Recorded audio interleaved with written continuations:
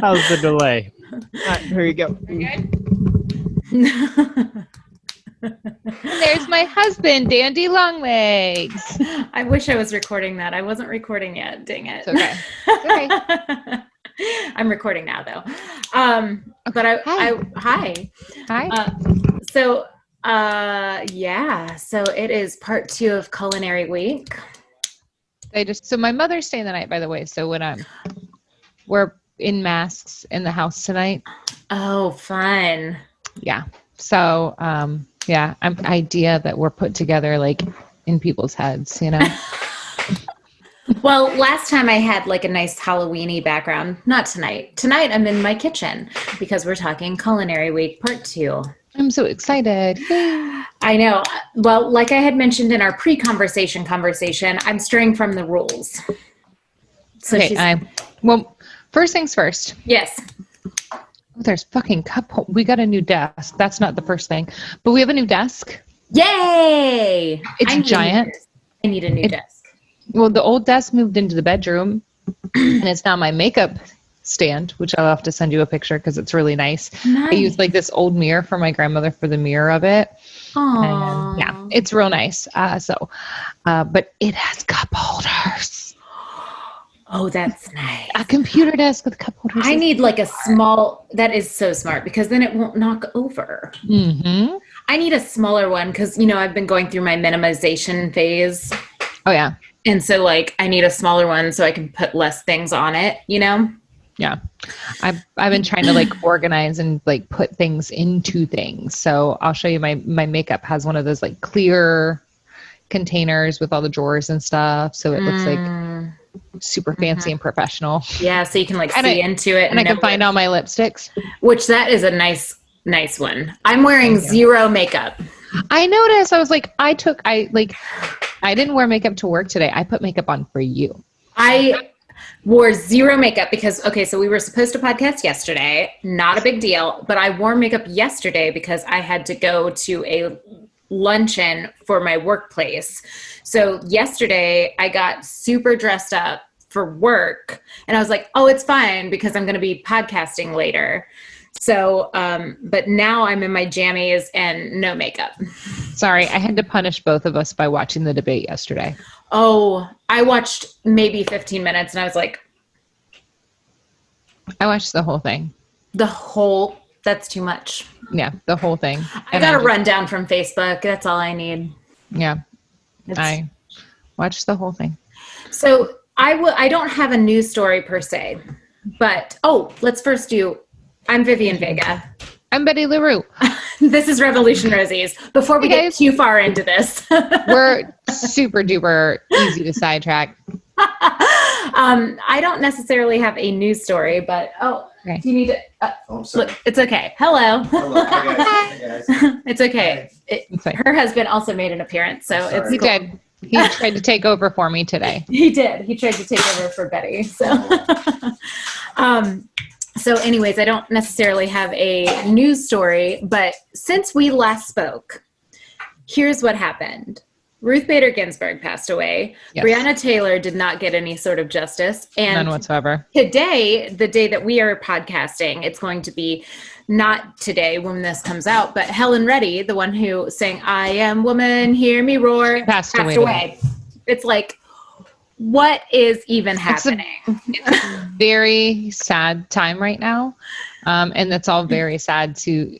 I mean, like, yeah, it was rough putting out the podcast last Sunday, and I was just like, I needed to say something because we, of course it was recorded way before Ruth died. And it's just, yeah. It like, seriously, when I saw that on Friday, I almost just started crying because I was like, first of all, and Mike said this, he's like, she should have been able to retire. She should not, the weight of the world should not have been on her shoulders when she passed. Those words should have not had to have been her last words. They shouldn't have had to have been. And it's just, there's so much there that, and I'm not going to get too much into it because it's just, really sad. And it's not sad. It's not just sad. It's infuriating. Oh, absolutely. Infuriating that instead of honoring and mourning this groundbreaking woman, it's been turned into, everything has been turned into, and Rosie's, we're fucking pissed. Yeah. let me just say. Yeah.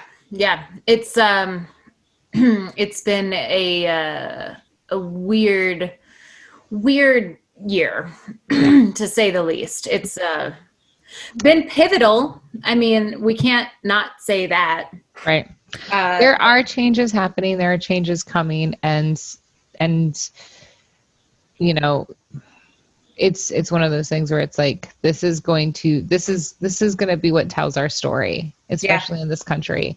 And I said this when Bush was in office, and I think it stands more now than when I said it then. But this country is not. It's a young country. It's not old enough not to fall. Oh, absolutely. Absolutely. We have plenty of time to make that happen. And that risk is always there. Yeah. Absolutely. So, anyways. Yeah.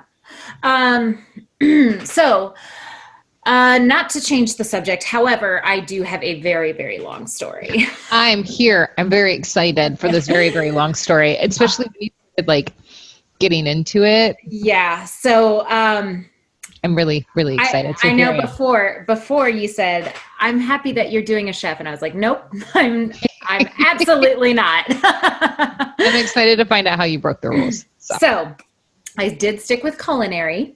Okay. That's fine. I said women in culinary. You said women in culinary, and I stuck with it. So you didn't specify chef. Nope. So it says, I typed out my notes too, because it got too long. It got too long that I had to type them out. I was like, there's no way I'm writing all this. I'm super excited. So I have like a script. It's insane. You're like all over it. Looking over here, it's because I'm reading. I feel like you took my role this week. If you listen back, folks, to the Mary Shelley episode that Miss Betty LeRoux did, this is taking a play out of her book, because I had to Cliff Notes this. I'm so excited. Hard. Okay.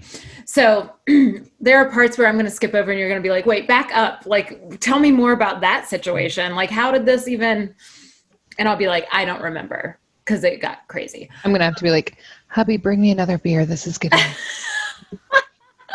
Absolutely. Okay. So I will be speaking not about a chef or a cook, but a food writer, lover, and world traveler. Love it. Okay. And her name is M.F.K. Fisher. M.F.K. Fisher. Yes. That was her pen name. So full name, Mary Frances Kennedy Fisher. Long name, no matter where you slice it. It's a long name. Is Kennedy a middle name, or is Kennedy? Nope. So she was born Mary Frances Kennedy on July 3rd. Yep. She's not a Kennedy. She's Irish. So, she may Sorry, go ahead. She may be a Kennedy. Who knows? On July 3rd, 1908, in Albion, I think is how you pronounce it, Albion, Albion, Michigan, to Rex and Edith Kennedy.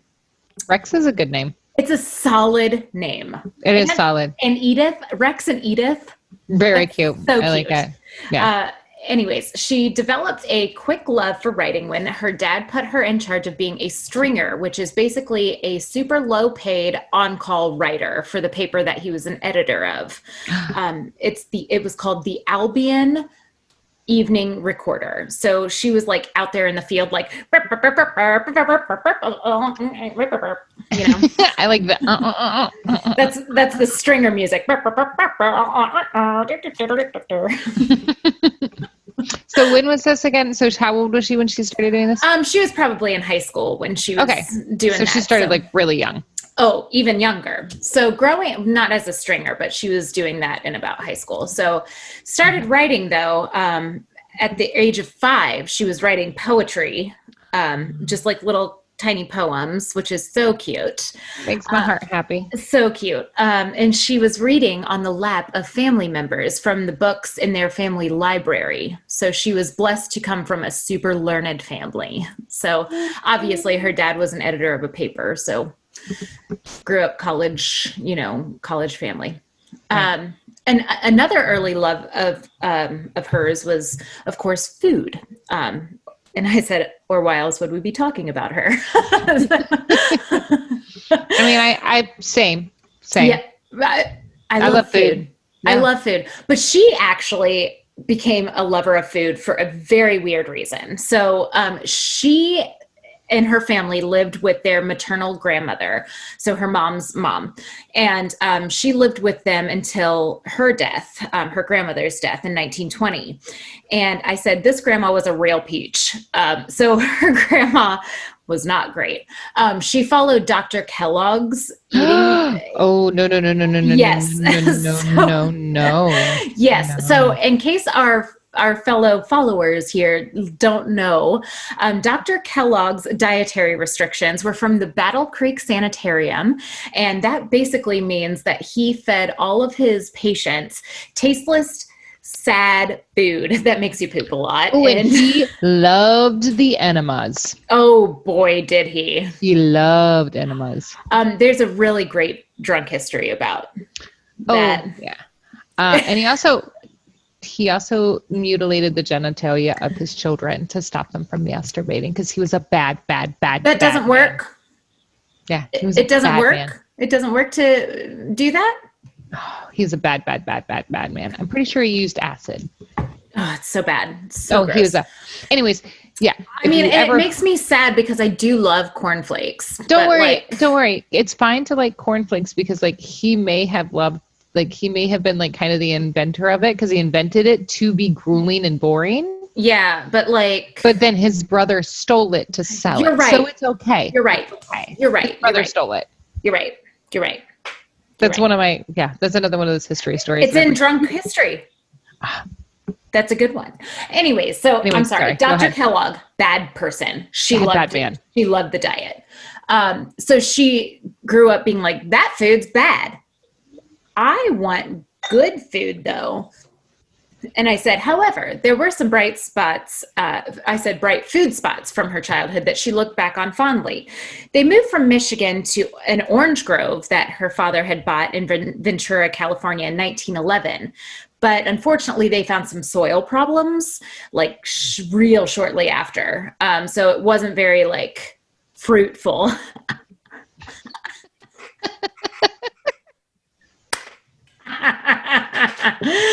Oh God.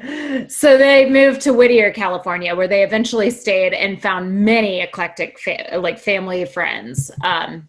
So these friends, one of them that she grew really attached to was somebody she called Aunt Gwen. She wasn't obviously really a family member, but she was like an aunt to her. She was a daughter of a family friend, and they came from a family of English medical missionaries, and they all lived in these tent houses on Laguna Beach.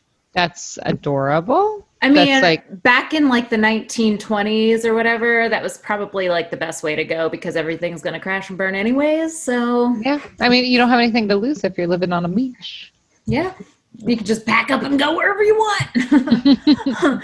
So Mary would often camp there with Aunt Gwen, and they would steam mussels on a bed of fresh seaweed or catch fish and eel. And she said that it was all done with good company and quiet talking. So she was she grew accustomed to being around fresh food and just quiet conversation, That's so nice. Yeah. That sounds delightful. Right? And just so that time, Yeah. So Mary ended up going to college after graduating high school, which, by the way, she went to a few different high schools. She wasn't always the best in school, but she was she did it. So after graduating high school in 1927, she went to college. First, she attended Illinois College, which is in California. But she ended up leaving after one semester and ended up going to UCLA for summer school so she could get enough credits to transfer to what I'm assuming is pronounced Occidental College. It's literally spelled like accidental college, but with an O. Okay. Occidental, right? Or is it Occidental? Occidental. Is there any other letters in there we could be mispronouncing because we're thinking of it as accidental? I don't know. I don't know either. Hey guys, anyone that knows, let us know. Or that's a weird one. Went there in the 1920s? I don't know. I mean, is it still around? I didn't dig that deep because I was too entranced by this whole crazy thing after this went down. Because after this, it's crazy. It's just so much. I'm strapping in. Let's go. At first I was like, tent cities, okay. And then I just was like, what? Well, hold on. You started with the grandmother that was deep into the Kellogg diet. I guess you're right. Then tent cities. So I forgot about her because she's such a small blip in this story. Oh, anyone that follows Kellogg that closely, nope.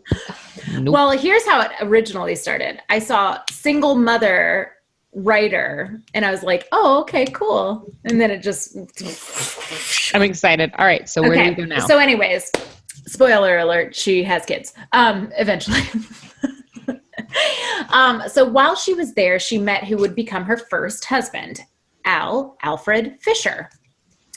She met Al and they dated for a little bit, and then she ended up marrying him September 5th, 1929, and then they ended up moving to Dijon, France. They moved there so that Al could attend, here's my turn to speak French, Faculté des Lettres. I think this part sold it.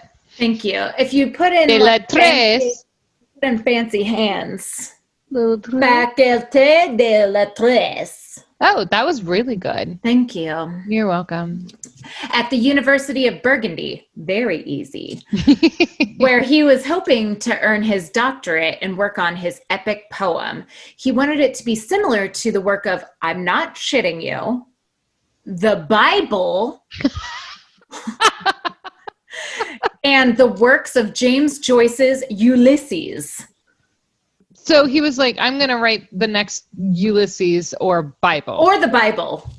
I'm not putting the bar too high. Am I? Is the bar too high? That's not too high, right? Probably not. No, that's not. Probably not. He wanted it to be in several different parts. And like an Odyssey. Basically, yes. Mm-hmm. No, not at all. Not ideals of grandeur or anything like that. You know what, though? God bless him. Yeah, anyways, right? Even if you miss, you'll get a star or whatever. I know. I don't know. Whatever. Anyways, Mary was attending night classes where she did the most French things in the entire world. She was studying painting and sculpture. Really? You go to France and you study painting and sculpture? It's very unique, right? Nobody does that in France. Not cliche at all. I know. Especially in the 20s. It's like, come on. Oh, look at everyone's here. Wow. Everyone. The entire city of Dijon. While she was there, they were living the food life, is what I put, with a bunch of I's. When they went out, Sorry. What? No, go ahead. What were you going to say? But this is like the 1920s in France. This is like right when France is having its like culinary burst that we talked about in the last episode. Absolutely. Absolutely. When she was describing the food that they would eat there, it sounded really gross to me. And I feel super uncultured. You don't like the idea of like shoving just everything went in animal butts. Yeah, just underneath the skin of animals. And then they boiled it. Like that. It's like it boils. Like, why are you boiling everything instead of like bake it or like fry it? Or why are you boiling anyways? Old school sous vides. She said the salads were huge and like they had cheeses, which I love cheeses. So I like that, and wines. And she wrote a whole book about wines, and anyways, whatever. So they lived, however, in this tiny little like apartment where you have to kind of share it with like the homeowner, basically. So they would have to basically eat with the homeowner. Okay, that's very 1920s. Yeah, France, yeah. Like it's like it's not like a house hostel. mom. Yeah, it's not like a hostel, but it's like it's very. I mean, of the time, right? Like a community home. What are they called? Those like in Hey Arnold, boarding house. Okay, yeah, like a boarding house. Yeah. Absolutely. Okay. So I love Hey Arnold. That's my shit. See, that's where I'm at with my life. That's how uncultured I am, is that I just referenced Hey Arnold when talking shit about fancy French food. That's cool. I'm good with that. Anyway, she said that their homeowner that they rented from was super stingy with food. So she was like, so they had ended up going out and spending all their money on the food because it was all really good out there and she was super stingy at her house. As a landlord, that'd be such a weird complaint for someone to have of me. Yeah, well, they were paying a bunch of money to live there and they were getting no food except for like shit food. And she's like, we're in France. Where are you? Like, how are you even buying shit food? She complained about like, she's like, how are you there was like a specific line where she was like, how do you even have bad cheese? Because she was like, I don't understand. We're in France. Like, what is even happening? After Al got his doctorate, they moved from Dijon to Strasbourg, France, but Mary was becoming super depressed. And Al and Mary decided maybe they should try living in the US again, because like I said, they were spending a whole bunch of money when they were going out, and from living in this tiny little apartment, she was getting depressed, blah, blah, blah. So they moved back to Laguna in 1932. But of course, this just so happened to be during the Great Depression. So it was like the world's worst timing. So her depression went into the Great Depression. Bad. However, Mary found a new love and a new talent, and she popped all of that into writing. All of her passion went into her writing. So she ended up getting published with her very first piece called Pacific Village, which was a fictional account of what life is like living in Laguna Beach. And this was published by February of 1935. So as soon as she got there, she started writing ferociously. And it ended up getting published in Westways magazine, which was previously known as Touring Topics. So I think back then it was Touring Topics. Okay, so that it was kind of like a account of a place and touring topics. Yeah, it's probably one of those super colorful magazines that you see like, ooh, yeah, let's go to Laguna Beach. I don't know. Mary ended up getting a part-time job at a card shop, and in her spare time, she researched old cookery books at the LA Public Library just to fulfill that need of, being like away from France and being like, I don't have that cool thing anymore, so I'm just going to research cookery books. I mean, it was the 20s. It's not like she had the internet. It was the 30s and it was Great Depression time. So she now is like, I don't have the food to cook, so I'm going to look at this old cool food. I'm just going to look at, okay, now, you know what, now that I'm thinking about it, it's actually more sad. I know. I don't have food. I'm just going to stare at food and dream about making food while I lick this stamp. She's like, oh, man. To have food again. Now I wish I was living with that homeowner again. Stingy with the cheese. Maybe I should have been stingy with the cheese. So she began starting to write short pieces on gastronomy. Okay. I didn't know what gastronomy was. I don't have a full idea. I have an idea. I've seen like gastropubs and like all of, like I've seen the name everywhere. And that turn, like the turn that was happening in France that I was talking about was a gastronomic turn. Okay, so it is the art of choosing, cooking, and eating good food. That is the literal definition. Okay. So all it is the art of choosing, cooking, and eating good food. So what it is essentially gastronomy is going from we need to eat this to survive to we want to eat this and we're making an art of it. Yes. And it's like it's a conscious decision on what you're making and what you're eating. Yes. It's like when people say that this wine goes really well with this food. It's basically like gastronomy. Pairing things and making it look good, plating it. And I love gastronomy then. You are a big gastronomer. I am. I actually plate stuff all the time. I plate food at my own house. When I make dinner every night, I plate it to look nice. I know this. And every time I come over to your house, I feel like a fool when I eat because I'm like, I feel like I need to put this in a certain way to impress my friend who made this food. I just like things to be pretty. I think they taste better when they look nice. I mean, you're probably not wrong because there's a whole term about it. Mm-hmm. So here we are. And she wrote a lot of books about it, and you'll find this out. Big fan. So anyway, she began to write short pieces on gastronomy. And then a friend of hers, by the way, this friend of hers, his name is, her name is Anne, but she's related to her neighbor, Dilwyn Parish. So Dilwyn and his wife Gigi lived next door. Dilwyn's sister Anne worked for Harper's, which I'm sure you've heard of Harper's Publishing, like Harper's Bazaar and like all of those. They were a big time publisher at the time. And Dilwyn, his sister, worked for them and showed the short writings to Harper's, and they were really interested.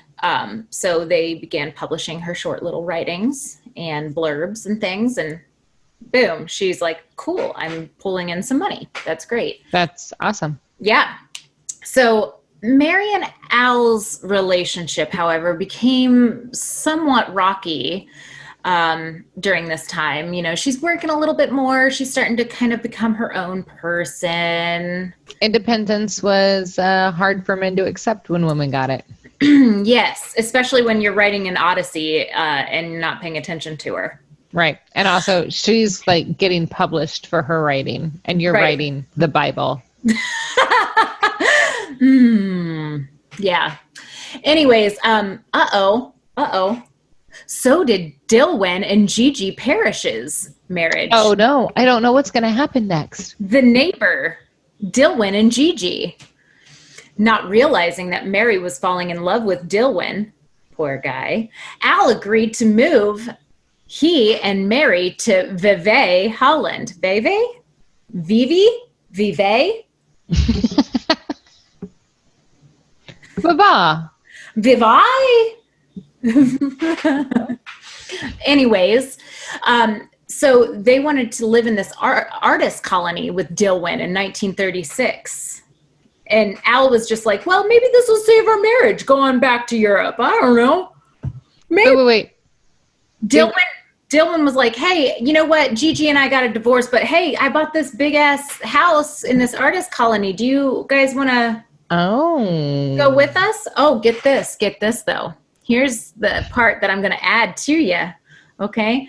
This is after Al thought it was okay for Mary to go on a super long, what he didn't know was romantic cruise with Dilwyn to France, where she already told him on that cruise that she loved him.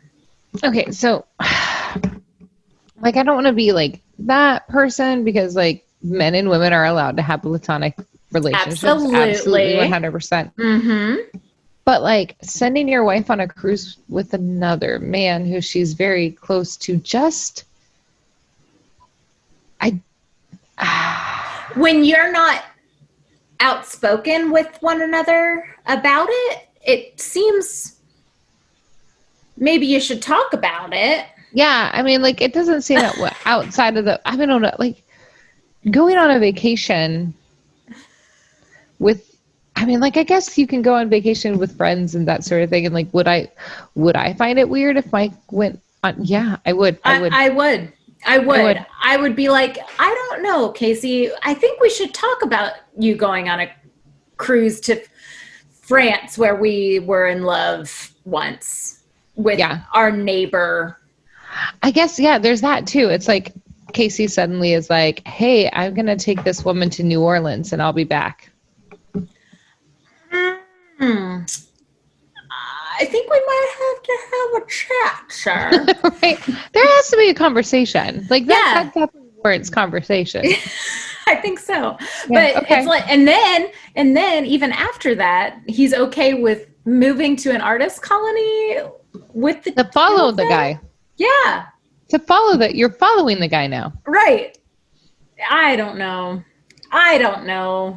Her husband sounds a bit naive. Or trusting. Just super trusting. Or he wants in on it too. Oh. But that's not the case. They ended up splitting up in 1937. Okay, I'm really sad that you I was like, this is getting real good. I know. I'm sorry. Stuff. I know. I'm sorry. No, it didn't happen that way. They split up in about mid 1937. I was like, ooh, a Holland menage a trois. No,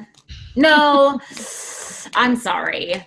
But that same year, 1937, she did release her very first book. Serve It Forth is what it's called. Serve It Forth.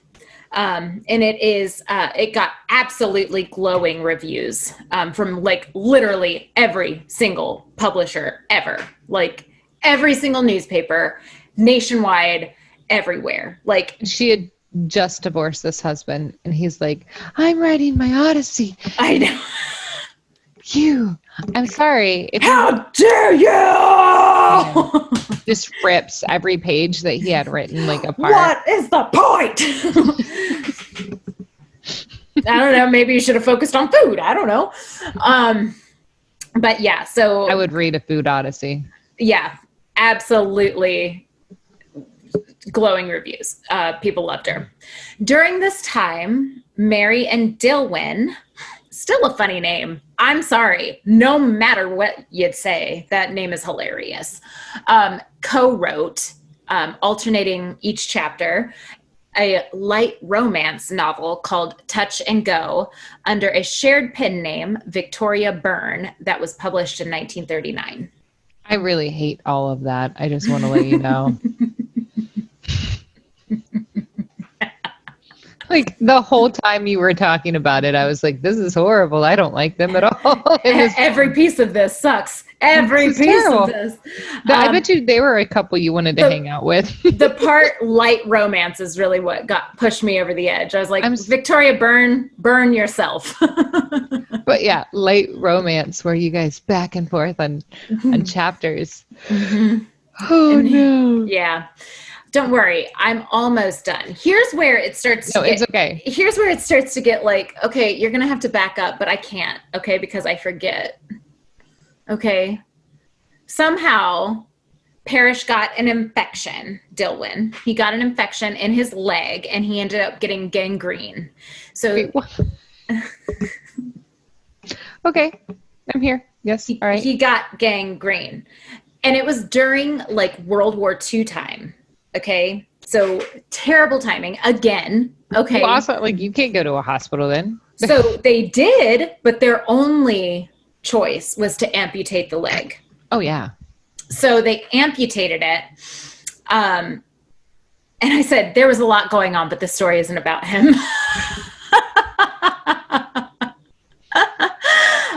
So they ended up giving him pain pills for it. No.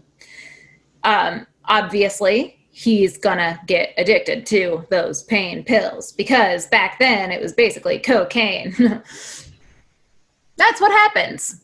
I mean, it still happens today.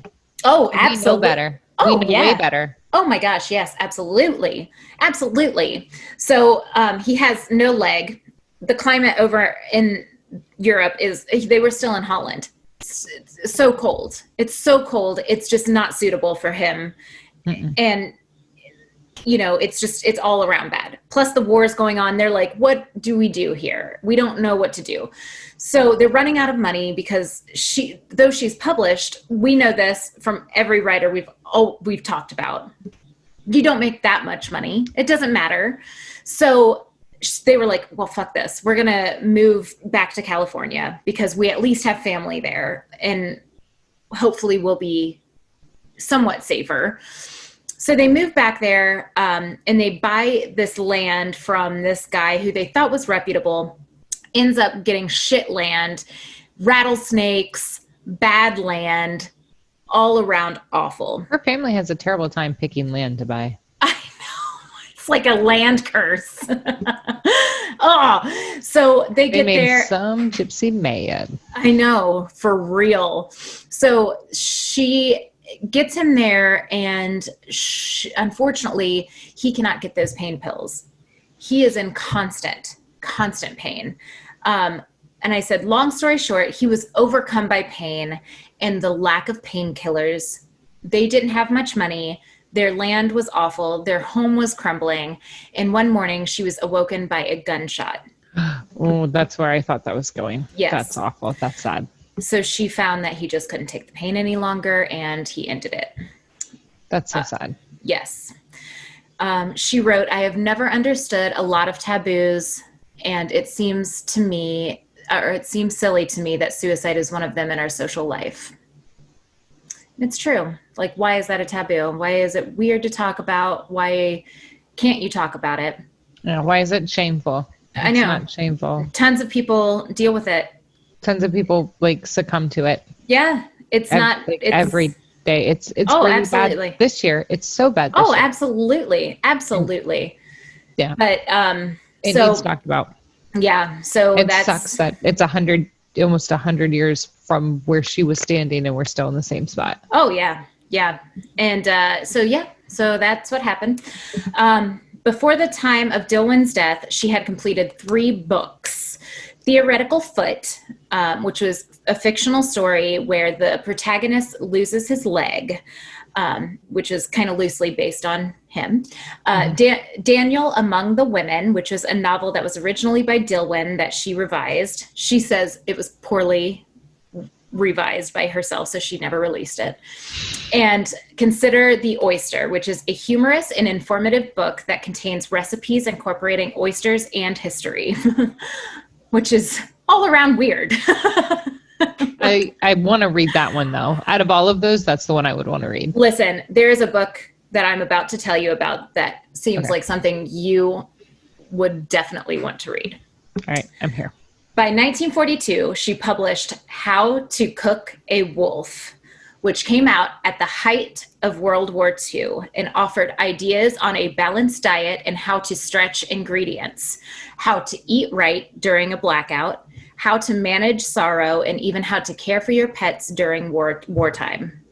That's wonderful. Isn't that so cool? Now, opposite of the romance novel, I love every bit of that. Right. I know. She really redeemed herself. She did, absolutely. It's like it came with recipes for very down and out times, super That's amazing. Cool. Yeah. That's a book I would like to have in my house right now. Yeah, I know. It's very, very cool. I read that and I was like, the name of that one? How to Cook a Wolf. I'm already maybe I can order this. Yeah, it was one of her best sellers. So strangely though, in 1942, she began, this is the same year, 1942, she began working for Paramount Studios and writing jokes for Bob Hope, Bing Crosby, and Dorothy Lamour. I love her. I know. What? That's awesome. When I saw that, I was like, who even are you? What am I reading right now? She was like, I can literally write anything. Just write it. Oh, that's not even the half of it. She also translated an entire book in French from this one guy who wrote about food. I was like, I didn't even put that in this story. You don't have Google to look it up into either. You have to figure that stuff out. I know. You just have to know how to read and write in French. I don't. Yeah. By 1943, don't worry, I'm almost done. By 1943, she was knocked up with her first bean, Anne Kennedy Parrish. She listed a fictional father, Michael Parrish, on the birth certificate. I like that she made up the dad. She's like, unimportant. Yeah, like I don't know. I still don't know. I never figured out who the real dad is. I have no idea. Yeah. Anne Kennedy Parrish. She broke her contract with Paramount in 1944 and moved to New York City, where she fell in love with her third honey, Donald Freed, who I found out after I wrote all these notes. Donald Freed also dated, who was Cherie first named? Jean Harlow. Cool. I know. I was like, what is happening in this whole story? Yeah. And said, my girl said, I'm hopping around. Oh yeah. Too much. There's too much That's going fine. on. You're fine. I need to refocus. Let me restart. I got too excited. It's okay. It's an exciting story. It's too Trust much. me. Like I said, doing the whole Mary Shelley thing, it was like, okay, hold on. Like, let me restart. Okay. She broke her contract in Paramount in 1944 and moved to New York City, where she fell in love with her third honey, Donald Freed, and said, I accidentally got married to Donald Freed. That's what she's. Whoops. And she gave birth to Kennedy Mary Freed, which is funny because it's just her name all mixed up. Her mother ended up dying in 1949, so she ended up moving back to take care of her father, Rex. And while she was there, she started noticing, like, I don't think I like Donald Freed so much. So Donald ended up realizing, like, I have intestinal pains and I'm really sick and I don't feel very good. And she realized, like, I have a lot of debt and I don't really like being the caretaker anymore of all my husbands because I've always been that. Yeah. So she told Donald, get yourself some professional help because I'm not it. And I'm just going to go ahead and seek a divorce. Deuces. So they got a divorce in 1950. So she was basically a single mom to these two kids for the whole rest of the time. In the 1950s. Yeah. So she never got married ever again. Insane. She wrote for the cooking of provincial France for Time Life magazine, and she traveled to Paris to research for the book where she met Paul and Julia Child. There she is. There's Julia Child. We knew she was going to pop up in our culinary She has to. I know. She said after Dilwyn's death, she considered herself a ghost of a person. However, she ended up living until June 22nd, 1992, which is a very long time. Yeah. When was she born again? Actually, she only lived until she was 83. So I guess it just seemed like a lot longer because she was born so early in the 19s. And then you like say the 90s and you're like, I know it seems like so long. I don't know. Watching the world turn into what it was in 1910 to 99. I know it seems like a lot longer, but she was only 83. Yeah. But she died from the effects of Parkinson's disease. So that's rough. But she lived a very full life, and she wrote 33 books, either under the name M.F.K. Fisher or Victoria Byrne, your favorite book, the light romance that she wrote. I literally hate every part of that book. That's terrible. I'm so sorry. It's me and my husband writing alternating chapters. It's a light romance. A light romance. 27 of those books, however, are the reason I'm speaking about her, because they were all about food. And one of those was a translation about food. I'm going to check out the Wolf one because that sounds baller. And I feel like right now we need it again. Yeah, exactly. Everyone's in survival mode. That's Absolutely. why we're making bread. That's why we're doing gardening. We're all in survival mode. Yeah. Which brings me, is it okay if I talk about my person of the month? Yeah. It's okay. It's my very last thing, and it goes into the survival mode. So my person of the month is Alexis Nelson. Do you know her? I don't know if I do. Okay. So I met her at a show. She was performing that night as a comedian, and she is part of the local scene here. And I thought that that's what she was, like a comedian here, just cute and adorable and lovely.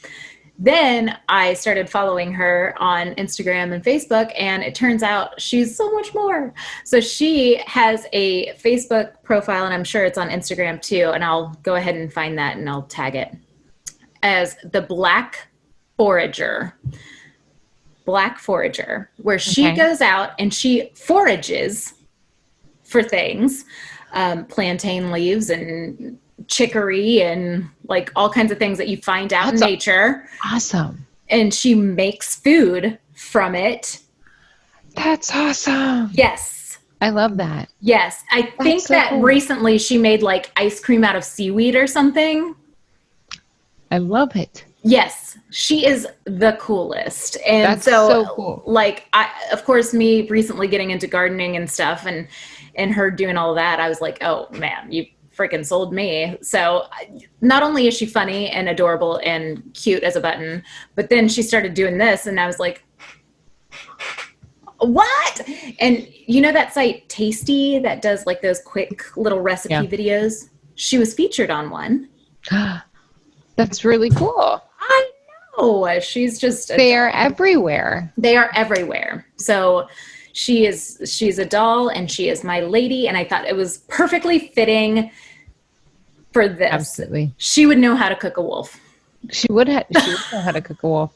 So the Black Forager on Instagram. Black Forager, and I will go ahead and link it up and do all that fun stuff. I'm super, super excited to check that out because I'm totally into that. Yeah, I am so happy about the project she's doing. So those are my ladies. M.F.K. Fisher, the crazy like writer. Fun story. Oh, we have a baby crying. Amazing woman. What a great tie-in. We'll tie everything up so I can go be mama. Okay. Smear lipstick. And raise hell.